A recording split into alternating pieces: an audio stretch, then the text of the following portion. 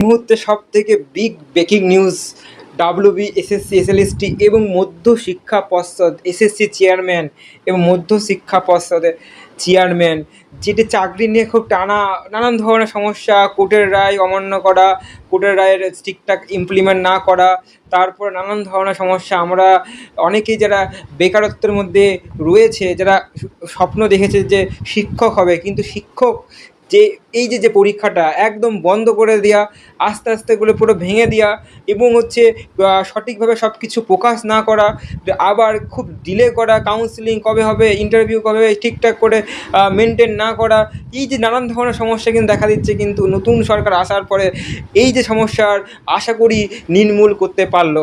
যে এই যে এসএসসির যে সিদ্ধার্থ মজুমদার, তিনি কিন্তু আজ পদত্যাগ করলেন এবং তাকে আরেকজনকে যার নাম হচ্ছে ইনার নাম যাই হোক আমার মনে নেই, কিন্তু ইনি হচ্ছে মধ্যশিক্ষা পর্ষদ, আপনারা অবশ্যই টিভির পর্দায় দেখেছেন। তো ইনাকেও কিন্তু পদত্যাগ করতে একটা বড় সিদ্ধান্ত নিল সরকার বদলের পরে, বড় সিদ্ধান্ত নিল শিক্ষা দপ্তরে। এবার শিক্ষা দপ্তর অবশ্যই এবার উন্নতি হবে এবং প্রত্যেক বছর যে এসএসসি হবে, এটা এসএসসি প্রত্যেক বছরে একটা হবে এবং যে এসএসসি স্বচ্ছ নিয়োগ হবে, কোনো রকমের জটিলতা থাকলো না। অলরেডি তোমরা দেখেছো কীভাবে আমার ভিডিওর মাধ্যমে যে কীভাবে যে এসএসসির 2016 সালের ওএমআর কীভাবে দেখা যায় এবং এই যে নিউজটা আমাদের গ্রুপে কিন্তু হোয়াটসঅ্যাপ গ্রুপে সবার প্রথমে দেওয়া হয়েছে এবং ভিডিওর মাধ্যমে তোমরা কিন্তু দেখেছো। তাহলে এই যে update information, A to Z update information সব কিছু কিন্তু আমাদের কিন্তু হোয়াটসঅ্যাপ গ্রুপে কিন্তু দিয়ে দেওয়া হয়, সবার আগে ভিডিওর আগেও কিন্তু দিয়ে দেওয়া হয়, অবশ্যই দেখো। এবং এই যে আগের এবং এটা পদত্যাগ অলরেডি করে ফেলেছে এসএসসি সিদ্ধার্থ মজুমদার। এইবার আগামীকাল কিন্তু নতুন চেয়ারম্যান তিনি কিন্তু দায়িত্ব নেবে, আর নতুন চেয়ারম্যান নতুন কেউ এলে, নতুন মুখ এলে সে কিন্তু কাজ কিন্তু কন্টিনিউ করবে। সে কিন্তু এরকম যে ঢিলেমি কিন্তু করবে না, নানান ধরনের সমস্যার মধ্যে ফেলবে না, তারা কিন্তু অত্যন্ত ভালোভাবে কাজ করবে এবং স্বচ্ছ নিয়োগ হবে। এবং আমরা যেটা আশা করছি, যেটা এসএসসি আশা করছে, যে মাস্টার হওয়ার স্বপ্ন সবার মধ্যে রয়েছে, সে মাস্টার যেন আলটিমেটলি যেন এই বছরে যেন পেতে পারে, সে পথকে সুগম করতে চলেছে নতুন সরকার। তাই অবশ্যই তোমাদের নতুন সরকারের পদক্ষেপ কেমন লাগছে এবং কী কী ডিসিশন শিক্ষা দপ্তরে করা উচিত, এই সম্পূর্ণ কিছু অবশ্যই তুমি কিন্তু কমেন্টে জানিও যে তোমার মতে কি, তুমি কী দপ্তরগুলি আরও এরকম বদলির ব্যাপার রয়েছে বা করা উচিত এবং কোন কোন জায়গাগুলিকে আরও বেশিভাবে জোর দেওয়া উচিত। তাই একটা বড় খবর যে পদত্যাগ করলো মধ্যশিক্ষা পর্ষদের সভাপতি এবং পদত্যাগ করলো এসএসসি চেয়ারম্যান।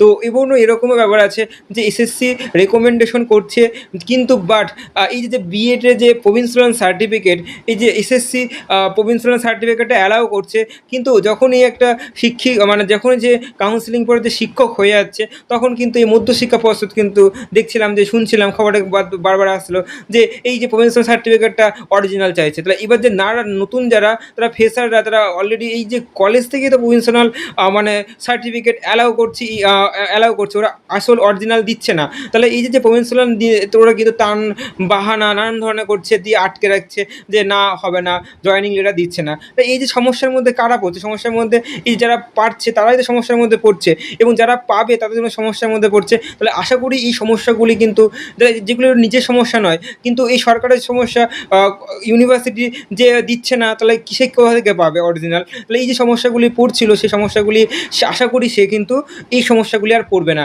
এবং যে এও সমস্যাগুলি রয়েছিল যে কাউন্সেলিংয়ের পরে স্কুল চুজ করে ফেলছে, দিয়ে বলছে যে মধ্যশিক্ষা পর্ষদ এই স্কুলের ভ্যাকেন্সিই নেই, সে কিন্তু স্কুলে জয়েন করতে পারছে না। স্কুলে গিয়ে দেখছে কি ওই স্কুলের সেই সাবজেক্টের টিচার সেই সাবজেক্টেই নেই, নয়তো সেই স্কুলের কোনো রকমের সেই সাবজেক্টের কোনো ভ্যাকেন্সি নেই, শূন্যপদই নেই। তাহলে এই যে সমস্যাগুলি রয়েছে, এই সমস্যাগুলির মোকাবিলা কিন্তু যারা পাচ্ছে, যারা শিক্ষক অলরেডি কাউন্সেলিং করে অলরেডি নিজের যোগ্যতা প্রমাণ করে জয়েনিং লেটার যখন পাবে, সেই মুহূর্তে যদি এরকম টাইপের সমস্যা যদি দেখা যায়, একজন কোনো সুস্থ ব্যক্তির মানুষ সঠিক এত বছর পরে পেয়ে পাচ্ছে, তারপরেও কোনো সুস্থ ব্যক্তি মানুষের মস্তিষ্ক ঠিক জায়গায় থাকে না, তাই বিভিন্ন রকম সেই হ্যাপারিংয়ের মধ্যে পড়ছিল।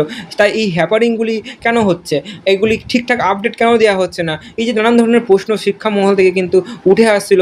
তাহলে এই যে সমস্যাগুলি আজ মনে হয় সেই সমস্যাগুলি কিন্তু আশা করি সমাধান হবে এবং নতুন যেগুলি বাকি রয়েছে কাউন্সেলিং এবং এসএলএসটির যে 11 to 9, 10 যে ইন্টারভিউ, আশা করি তার যে ভেরিফিকেশন সেটাও কিন্তু আশা করি খুব স্বচ্ছের সাথে হবে এবং সেগুলি কিন্তু খুব তাড়াতাড়ি হবে।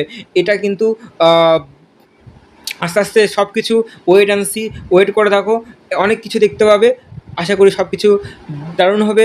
জাস্ট এবার প্রথমে বললাম যে তোমাদের আপডেট ইনফরমেশন দেবো এবং চ্যানেলটিকে সাবস্ক্রাইব করে রাখো, পাশে বেল আইকনটি প্রেস করে রাখো এরকম ইনফরমেশন ভিডিও পাওয়ার জন্য অবশ্যই, এবং বন্ধুবান্ধবকে শেয়ার করে দাও। আর আমাদের হোয়াটসঅ্যাপ গ্রুপে জয়েন হতে ভুলো না।